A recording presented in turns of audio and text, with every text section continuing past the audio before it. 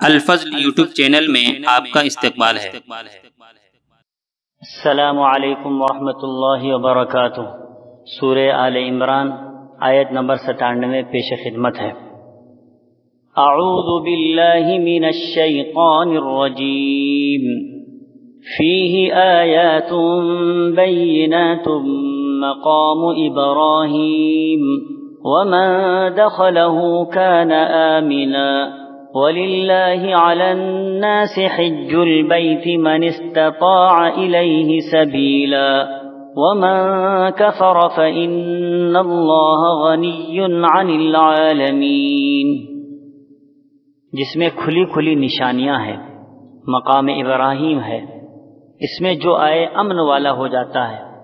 اللہ تعالیٰ نے ان لوگوں پر جو اس کی راہ پا سکتا ہو اس گھر کا حج فرض کر دیا ہے، اور جو کوئی کفر کرے تو اللہ تعالیٰ اس سے بلکہ تمام دنیا سے بے پرواہ ہے۔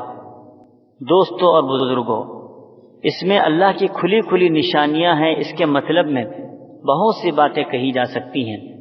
مختصر یہ کہ جب سے بیت اللہ قائم ہوا، اس کی برکت سے اللہ تعالیٰ نے اہل مکہ کو مخالفین کے حملوں سے ہمیشہ محفوظ رکھا۔ ابرہہ جو ہاتھیوں کا لشکر لے کر چڑھائی کی نیت سے اور نعوذ باللہ اس کو مسمار کرنے کی نیت سے نکلا، تو چھوٹے چھوٹے پرندوں کے ذریعے سے اللہ تعالیٰ نے اس پورے لشکر کو تباہ و برباد کر دیا۔ حرم مکہ میں داخل ہونا ہر انسان بلکہ جانور تک اپنے آپ کو محفوظ سمجھتا ہے۔ من جملہ ان بڑی نشانیوں میں سے ایک نشانی مقام ابراہیم ہے۔ اس وجہ سے قرآن پاک نے اس کو علیحدہ طور پر بیان کیا ہے۔ مقام ابراہیم ایک پتھر ہے جس پر کھڑے ہو کر حضرت ابراہیم علیہ السلام نے بیت اللہ کی تعمیر فرمائی تھی۔ ان کے قدموں کے نشان آج تک محفوظ ہیں۔ اس میں داخل ہونے کے بعد امن والا ہو جانے کا مطلب یہ ہے کہ اس میں قتال، خون ریزی، شکار، حتیٰ کہ درخت کا کاٹنا ممنوع ہے۔ جاہلیت کے تاریک دور میں بھی اس گھر کا یہ احترام تھا کہ خون کے پیاسے دشمن ایک دوسرے کو وہاں دیکھتے تھے اور ایک دوسرے پر ہاتھ ڈالنے کی جرأت نہ ہوتی تھی۔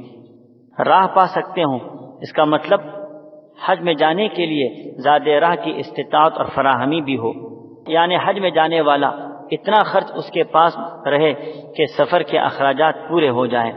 استطاعت کے مفہوم میں یہ بھی ہے کہ راستہ پرامن ہو اور جان و مال محفوظ رہے۔ اسی طرح یہ بھی ضروری ہے کہ صحت و تندرستی کے لحاظ سے سفر کے قابل ہو، نیز عورت کے لیے محرم بھی ضروری ہے۔ گویا کہ یہ آیت ہر صاحب استطاعت کے لیے حج کے واجب ہونے پر دلالت کرتی ہے، اور احادیث سے اس بات کی بھی وضاحت ہوتی ہے کہ حج عمر بھر میں صرف ایک مرتبہ فرض ہے۔ استطاعت کے باوجود حج نہ کرنے والے کو قرآن نے کفر سے تعبیر کیا ہے، جس سے حج کی فرضیت میں اور اس کی تاکید میں کوئی شبہ باقی نہیں رہتا۔ احادیث و آثار میں بھی ایسے شخص کے لیے جو استطاعت کے باوجود حج نہیں کرتا بڑی سخت وعید سنائی ہے۔ اللہ تبارک و تعالی ہم سبوں کو حج کی فرضیت کو اولین فرصت میں ادا کرنے کی توفیق عطا فرمائے، آمین۔ وآخر دعوانا ان الحمد للہ رب العالمین۔ اس چینل کو سبسکرائب کریں اور اس کو زیادہ سے زیادہ شیئر کرنے کی کوشش کریں۔